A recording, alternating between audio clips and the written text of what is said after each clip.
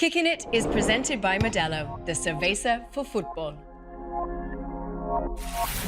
I try to feel comfortable in the uncomfortable situations. So I have no fear for uncomfortable situations. Welcome everybody to another episode of Kickin It. I am super excited to introduce you to our guest today, Nationalmannschaft Legende, Bayern München Legende, Thomas Müller. Freue ich mich, dich zu kennenlernen und Servus, soll ich sagen vielleicht? Ja, danke. Wie in München sagt. Servus zurück. Nice to meet you. I wanted to talk about just the number of titles that you've won. Ich glaube, Weltmeisterschaft, zweimal Champions League, 13 Bundesliga-Titel. Ja. 6-mal Pokal, glaube ich. Yeah, Mehr? maybe. No. Okay. Maybe 5. I don't know. That's I'm not it? sure. It's crazy. Is there a point in your career where you feel like you felt complete? I've achieved everything. And at what age did that come? I think it's not about to have a football career. It's not about completing a checklist of titles. It's nice to have the titles and it's nice to be successful, but to define what is success is not always the title himself. But it's got to feel good to have them checked off. I mean, you've won the biggest ones. It felt good when you win it, but for me, it didn't felt good to have it on the checklist. Maybe there are the big ones. When you have it on your checklist, you have more peace from the media, from other legends talking about you.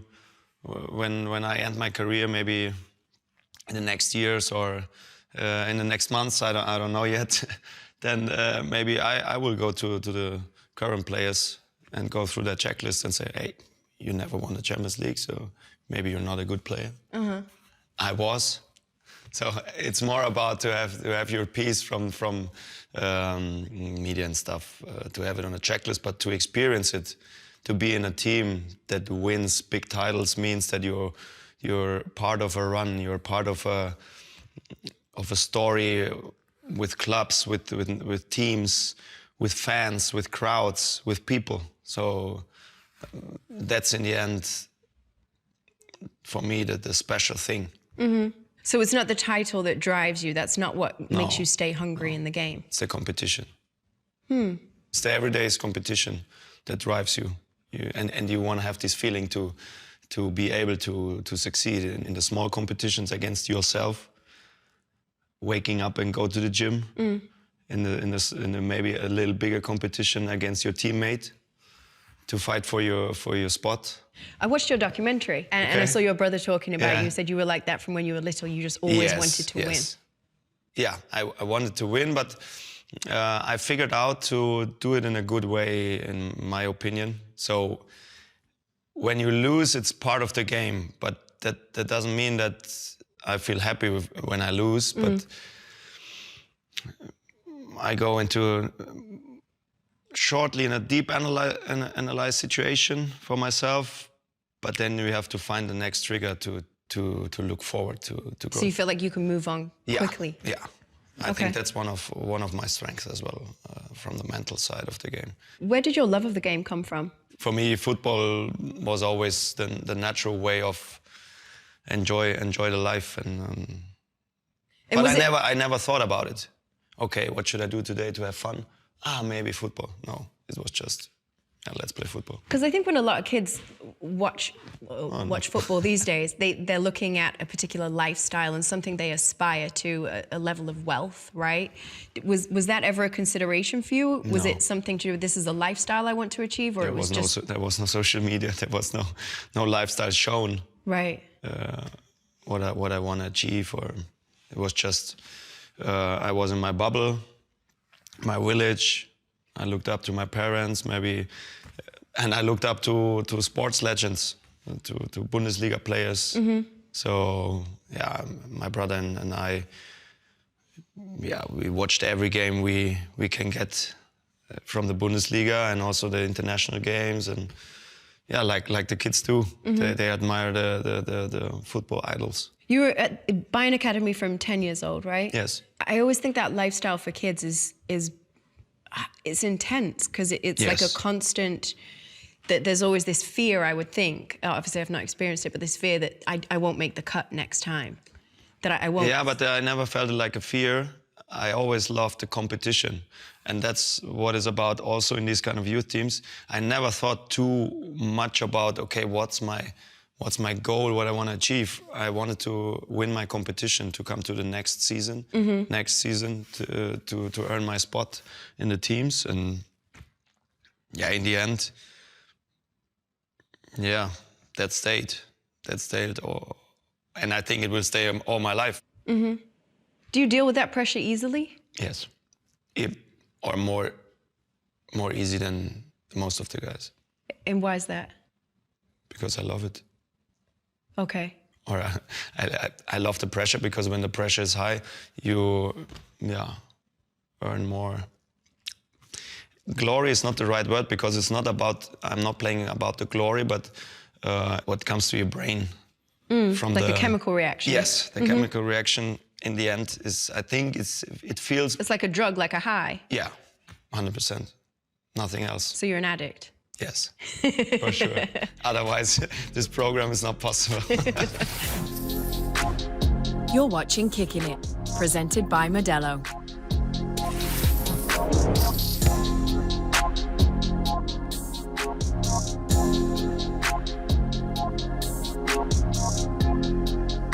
The list of managers you've played for is insane. Jürgen Klinsmann, Louis van Gaal, Carlo Ancelotti, Pep Guardiola. A lot. We won a lot, but we had a lot of different managers. Right. What does it say about the business? What do you think it says about the business? Yeah, that it's not always about winning titles. It's also about how you win the titles and how you manage the whole situation.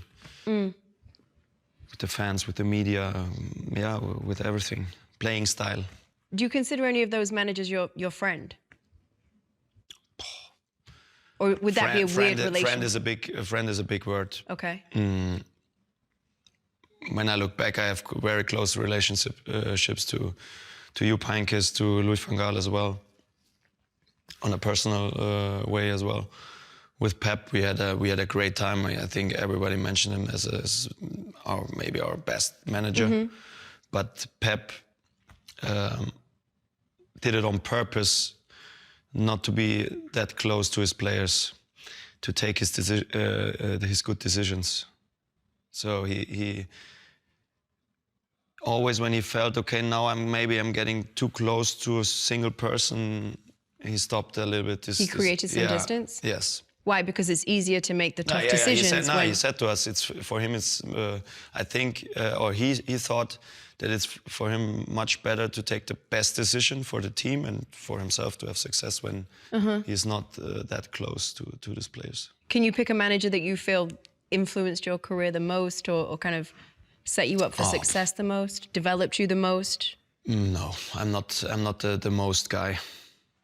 Everybody, has his influence, but you have to do it by yourself in the end. Yeah.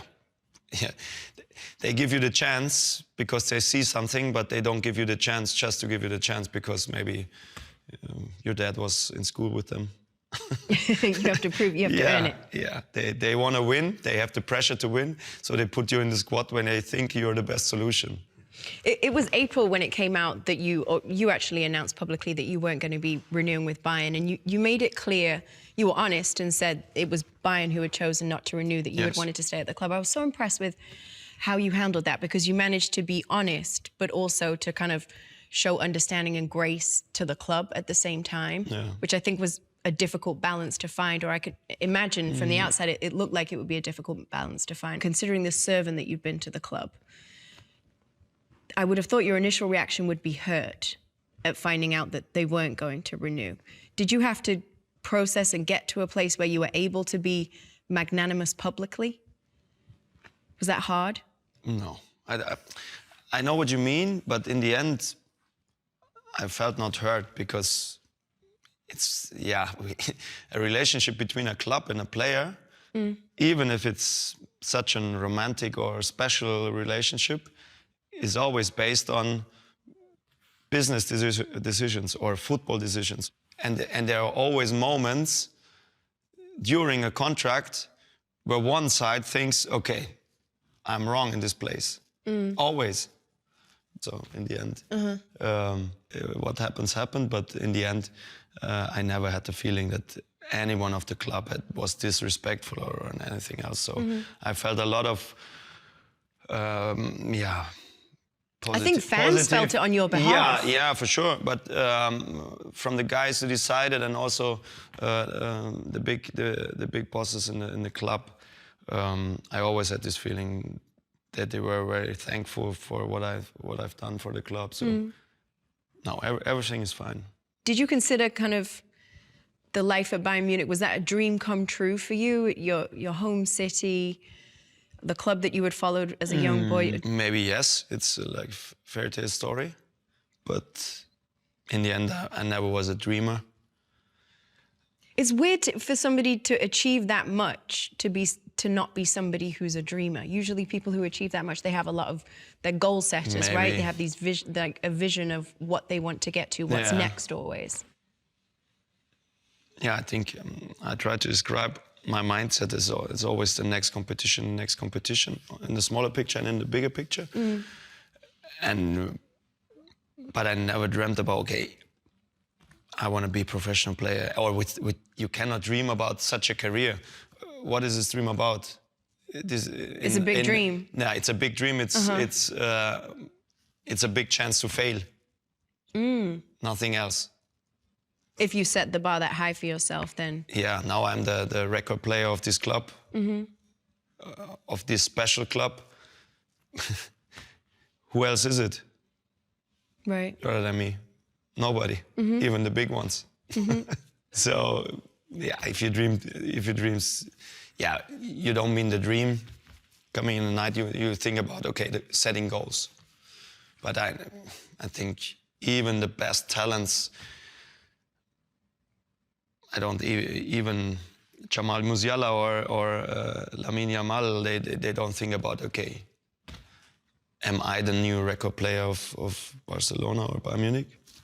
Do you think that they dream about it? I would imagine that Lamine Yamal thinks about winning a Ballon d'Or, wouldn't you? Okay, yes. Yeah, but I think it's reachable. Okay, so you're saying those dreams... At what moment should I dream about... Exactly, when does it feel reachable? I get you, I understand what you're saying. Does that, if you're constantly about the competition and like what's next, does that make this current situation uncomfortable for you? At least publicly, it's not known where you're going to be next season. No, I feel very comfortable. Okay. Because yeah, it's normal that it's not normal that you are almost 36 and still playing for Bayern Munich. So yeah, I survived a lot longer than everybody else. So what should I complain about? Do you have like a Cristiano Ronaldo like regime? What do you do? No, not that much. Sometimes I would wish I would be such a disciplined guy. I think I'm very disciplined. I doubt I'm you're very undisciplined. disciplined, but Cristiano is another level. Okay. I think I don't know him, and I don't know his daily topics, but I think it's crazy. So you're okay with sitting in this moment and not knowing exactly where next? Yeah. How quickly do you want to make that decision? Yeah, I want to figure it out in the next couple of weeks. But when there is not the perfect solution for me, or the chance for me to say, okay, yes, I'm fine with that, and I want to go for it, then I will maybe decide to stop, to end my career, or maybe decide to wait. Okay, let's see what happens. I try to feel comfortable in the uncomfortable situations as well. So I have no fear for uncomfortable situations coming up, because I know at the moment I stop my football career, there's no chance, I think there's no chance to get this feeling to score in front of a full stadium.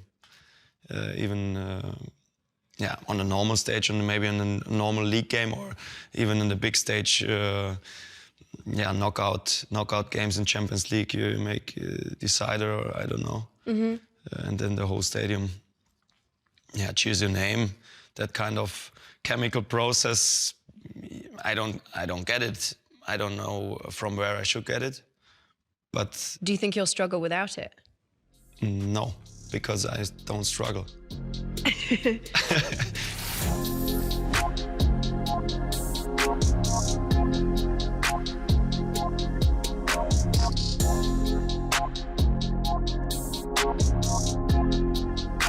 I know you're still playing for the club because it's summer Yeah. and you've got Club World Cup, but obviously you've also had the kind of like the goodbye moment from the Bundesliga, Yes.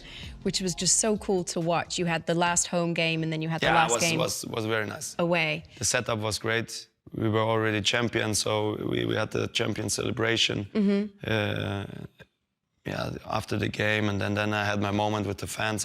That's the only thing I wanted to have, a moment with the fans, because, yeah, in the end you play it for yourself. You play the game for yourself, for your teammates, but it's always bigger than just the team and our fans. Not only our fans, football fans around the world. Yeah, without these crowds, it wouldn't be so special to be a football player. I think it was at the Hoffenheim game, the away game, the last one of the season, one. where they did I've never seen that happen before for a player, where they kind of pause the game and Yeah, a allow little the bit, players yes. to do the guard of honor. You see it sometimes maybe in the NBA or Right. somewhere else. That had to feel special, did it? Yeah, it did. No, I had the feeling everybody had so many positive emotions for me and in my career, so I'm very thankful. I know you're going to say no because you say I don't. Okay, I no. don't struggle with any of these things. But is there any concern for you that what will come next can't match? Because it's just been such an incredible story. Local boy, insane achievements at Bayern. Do concerns make sense? Yes. Well, Yes. Well, they're not productive necessarily, but they're okay. human, right? Yeah, they're human. Yeah, maybe the concerns will come to my mind, but then I will let them go again. Have you done Very like quickly. mental training or something? Have you worked with I a never psychologist? had. I never had in maybe. I never searched a mental coach, but I try to listen to, many people where I think, okay, they are quite intelligent or. Do you also think it's a German mindset? Do you think Germans are more no? No, I think emotions were everywhere around the world. Maybe in Germany we hide them a little bit more than maybe in Brazil or in Argentina. Right. When you no, we're not talking about the World Cup, but I think in Germany are less red cards than in the Turkish league or in the South American leagues. I'm sure. You must have had kind of a period of time where you were looking back at everything you've achieved at Bayern, all the moments that you've lived with the club. Is there kind of like a game or a goal or a moment that stands out to you as I mean, there's so many, I don't even know how you would choose, but something that's kind of most significant to you? The craziest moment was my goal in the Champions League final 2012. You lost that in Munich. final. Yeah. Yeah, that's true. But the moment I'm talking about was the goal. It was for a 1-0 lead. So it was at home in Munich, all the tension of it being a final at home. And also, like the game was going, we were dominant, but we didn't score. So, and I think it was 83rd minute or 82nd, I don't know. And it was just an explosion in the stadium, in the city. And when you look into the eyes of my teammates and in my eyes, it was more than, again, the chemical, the chemical system was getting crazy. I think that was the most intense moment in my career. To go from there. But moment, we're talking about moments, so maybe 20 seconds. So, and I don't mean about the moment or the bigger moment to lose this game. This was the other way around. But from high to low. Yeah, very low. It's a deeper real than crash, low. right? It was a big crash, but this moment was outstanding. Does it take you time to turn around from that? Like, how do you... 1 year. Then Really? Then we won it. That's the redemption, right? No, it took me maybe 1 or 2 days, but when you come home, my wife kicked my ass and said, okay, come on, let's go again. We have to go to the horses. And then I was out of my pain because life's going on. Then I texted my teammates, hey, we have to turn it around next year, and then we went. Sometimes when you when shit happens and there is no chance to repair it, it's not even worth to think too much about it because you don't have a chance to repair it. So there is no second leg game. So you have to funnel it into the next season. Or into the next day, into the... Did you ever watch the game back? Yes. Really? Yeah. Multiple times? Not multiple times, but... And what do you think when you watch it back? Yeah, we should have scored more goals. We were so dominant. Yeah, but in the end, that's also nice, or I love that part of football. And I think it's one of the things because that football is so interesting for the people out there because you don't have to be dominant to win. There is the chance always for, Chelsea was not the smaller team, but in this game, normally, when we play like it was played, 9.5 out of 10. Bayern would have won that game. Bayern would have won. Yeah, that's interesting. But there's always a chance. In football, always a chance. So, obviously, Champions League, you then win it 2013, final against Borussia Dortmund. You win it again against PSG in 2020. You've won the World Cup. So there's those kind of hugely significant wins from a player's career perspective. But you've also got those games that stand out in memory, I think, to every football fan, like the 7-1 against Brazil with Germany at the World Cup. That was crazy too. 2014 was that, and what was the Barcelona score in the Champions League? 8-2 or 8-1? Ridiculous.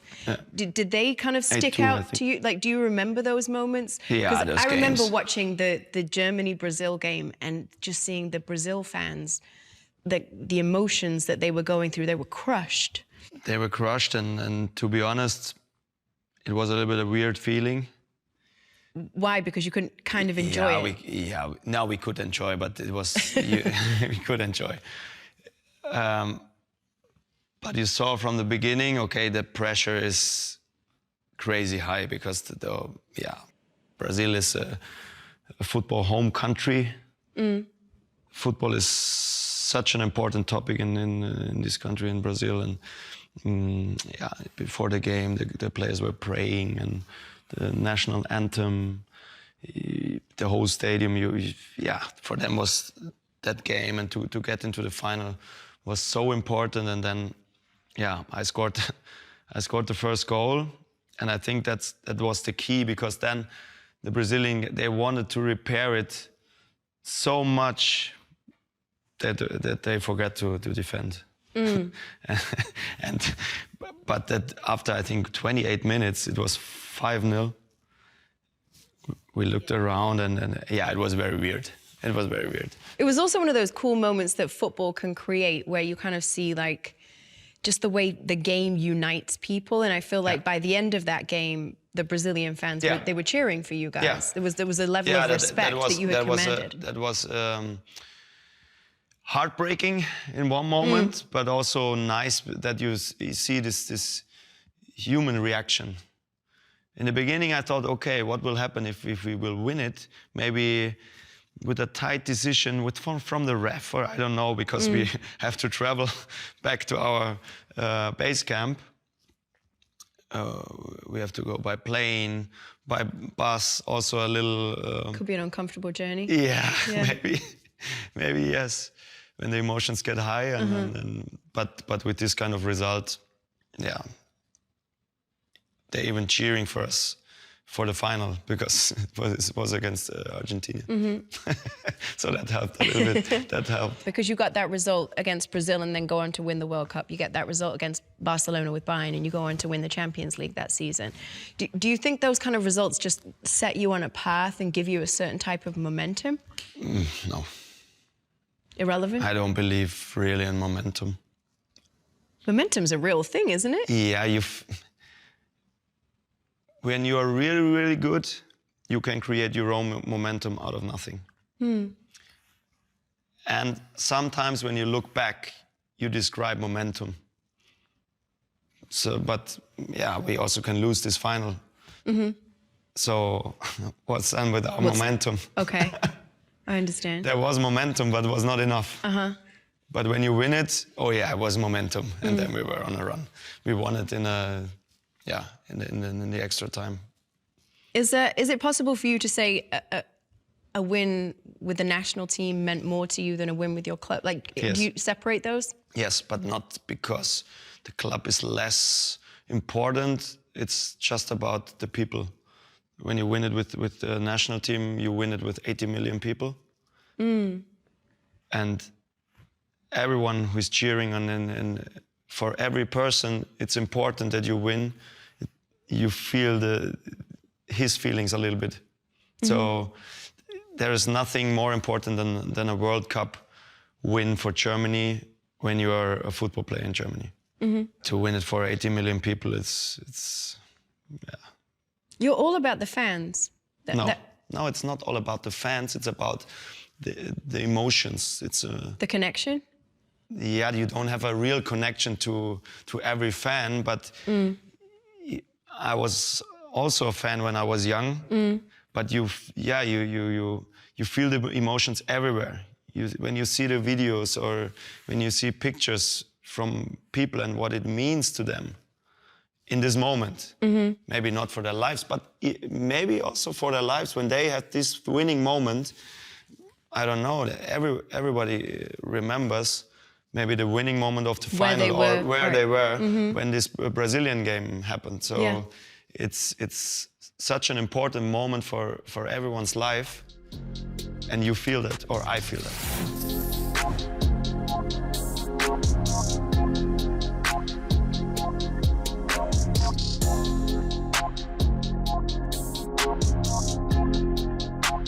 You said just before you'll still be remembered because you are a generational great, right? And I still have my Instagram account.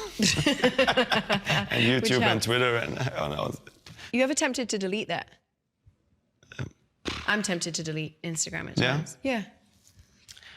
Feedback's not always kind, right? Yeah, sometimes there's too many voices. Yeah, that's true. Let me guess, you're unaffected. Normally, yes. Sometimes I read it, but if you get affected too much, then yeah, you're not able to go on. Now, maybe, I don't know. Maybe one day I will shut down everything. Okay, so going back to where I was going originally, just in terms of your career, how you will be remembered. How important is that to you to be, I guess, to be in that kind of pantheon of German greats or just greats in football? And can you process that? Can you see yourself alongside a Karl-Heinz Rummenigge or a Gerd Müller or all those different players? I'm just happy that I achieved this kind of career. I was able to manage it. I don't know how. In the end, I can tell you my way, but in the end, you cannot, as we mentioned before, you cannot plan it, you cannot feel it when you are 16 or 17. You have to do it. You have to do it day by day, and in the end, you can see the result. And in football, we have a team sports. You need always your teammates. We can mention Manuel Neuer. Yeah, he's one of the maybe the best goalie in the game, in the history of the game. Yeah, I think he helped me for some titles, to achieve some titles. But I'm just happy that I was able to have this career. And I feel that I had a great career, and my legacy is in the top.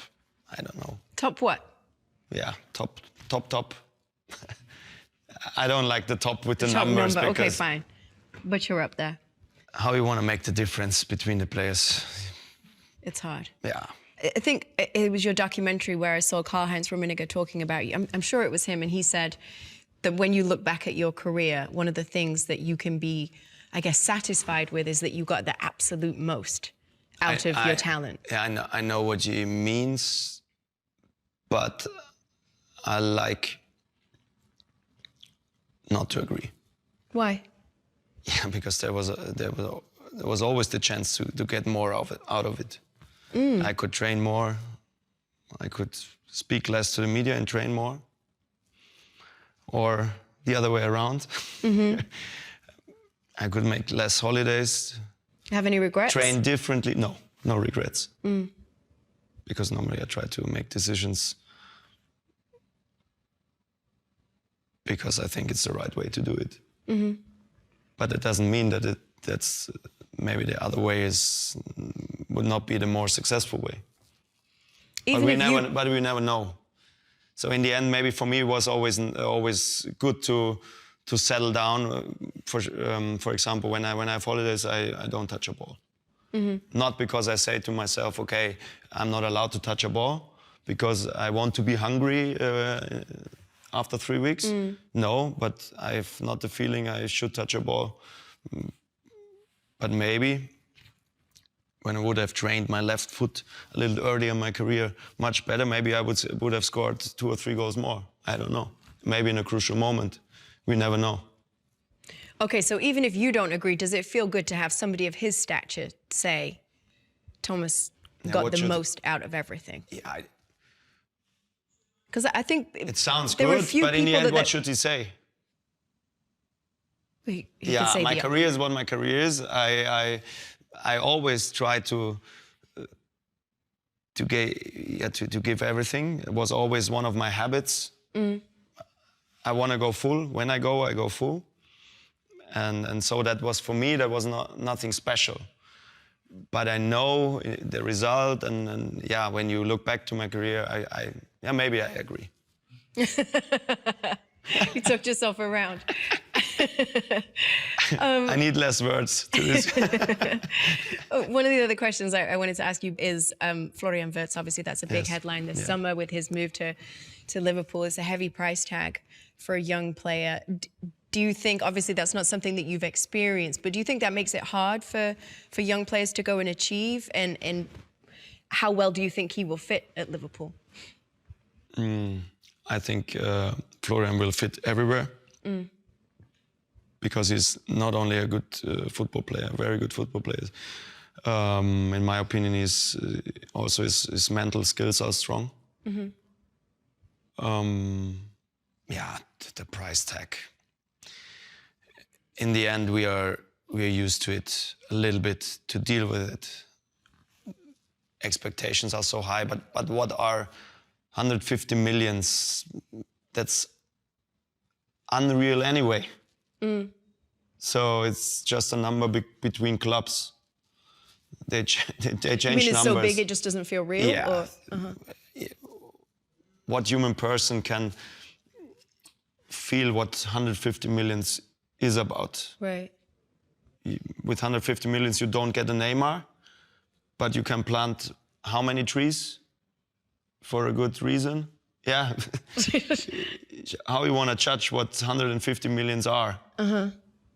Some things you don't get with 150 millions, and some really good things you can get easily and a lot. So, but in the end, for me, I think it's not. Yeah, you shouldn't judge because of the price tag. Do you think he'd be a good fit for the Premier League? I know you said he'll achieve anywhere, but there's often that kind of sense that it takes players time to adjust. Maybe he will need time to adjust because the game is different. But in the end, the German players I met in my career that did the move to the Premier League, they always adjusted well, and even they get better. So maybe it's a good move. Not for us, right? As a club, but in the end we have to accept it and beat him next year.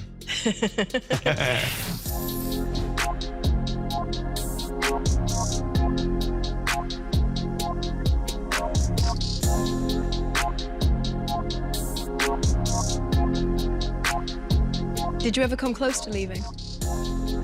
Yeah, in my mind, yes. In actual conversation? In actual conversation, not. I had a chat, I think, in October 2019, where I mentioned, okay, when my situation doesn't change, I'm open for a move. And then the club said, wait, we can talk in December. And then, yeah. I don't know when they changed the coach. So this situation to talk about the real move or to talk about the real situations to do transfers never showed up. How much do you think the club will miss you? Because I think one of the cool things that we got to kind of see during COVID, because there was no crowds and we could hear everything, was how vocal you are. Yeah. Right? So the FC Bayern TV and the media will miss me because I'm the #1 pony. No, but people do say that about you. You have a reputation of being the player from the team that will go and speak to the media in good circumstances and bad. You're always willing to go and kind of face the music, which is impressive. Yeah, it's part of the deal. And not for everybody, it's not. Yeah, a little bit, yes. A little bit, yeah, we have to do it. We have contracts, media contracts as a club. And I always had also an understanding for the club. I think it's easier to go through life when you try to understand the opposite side as well. It let you make better decisions. But on the other way around, I always enjoyed it a little bit. It was always like a kind of a game. You like being in the media? A little bit, yes. Not every day, but sometimes, yes. Could you see TV as a career?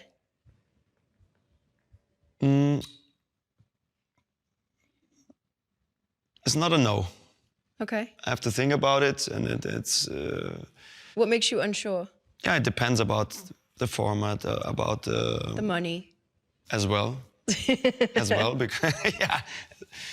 No, it could be fun, but I'm not sure if I wanted to go in the regular shows or...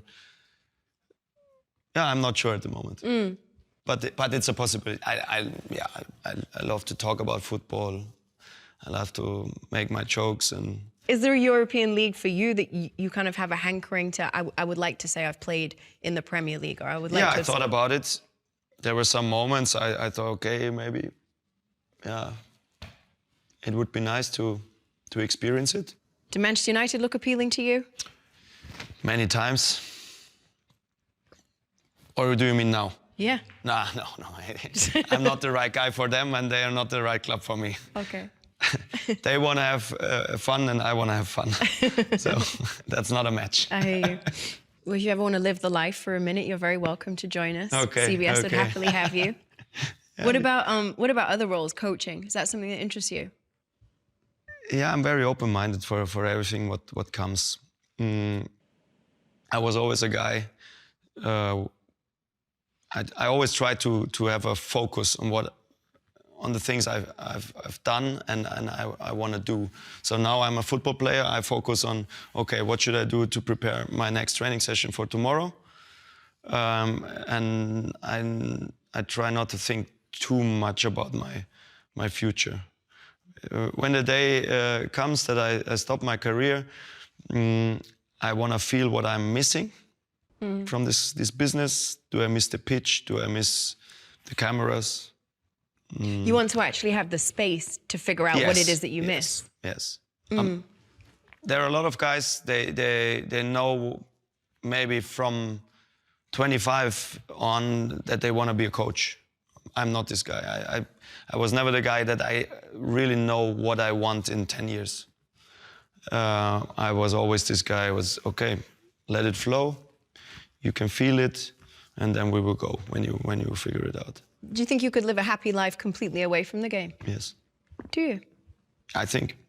What would that life look like? I don't know. I think I want to live with football in my life. But you asked me if I could imagine without, I could imagine everything. Interesting. How much do you enjoy normal life? You have your horses, you have... I don't compare. I'm not able to compare my life with normal. What is normal life? Do you have a normal life? Outside of TV, I have a normal life, yeah. Yeah? That's what I consider my normal life, okay. Yeah. Okay, yeah. So everybody has a normal life. Yeah. Outside of his job is everybody's life is a normal life. Outside of his job. Or maybe also inside, because it's also your life.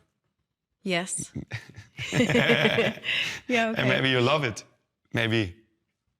Yeah, no, I feel very blessed. Yeah, okay. Yeah, I'm very lucky. I enjoy my life I know and where what you I'm mean, at. but my normal life changed when I was a kid to my normal life now. But yeah, I think I can have a normal life. But I think in Germany or in the world of football, I will be known minimum the next 20, 30 years.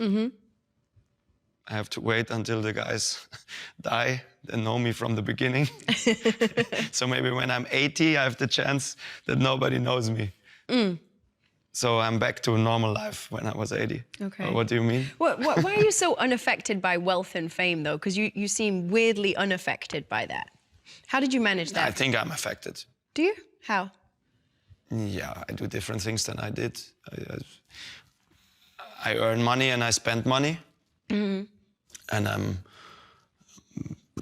yeah, and I don't feel uncomfortable to spend money as well. Do you have like a guilty pleasure? No. No? Clothes, travel? I don't feel guilty. I have a lot of pleasures, but I don't feel guilty. Okay. But yeah. But what do you mean with are you affected? You just seem very down to earth. I think that's how you come across in the media. It's how you come across in person. It's just down to earth. Yeah, I try to be myself, and I think myself changes every second, and I accept it. You're very philosophical. Yes. Always? Yes. I love it because in the philosophical way of life, there's always space for everyone. And you're never sure what's the truth and what's the illusion. But it's not a problem. We appreciate you. It was so good to meet you. Thank you so very much. Hey, thank you. Good to see you. You're watching Kickin It, presented by Modelo.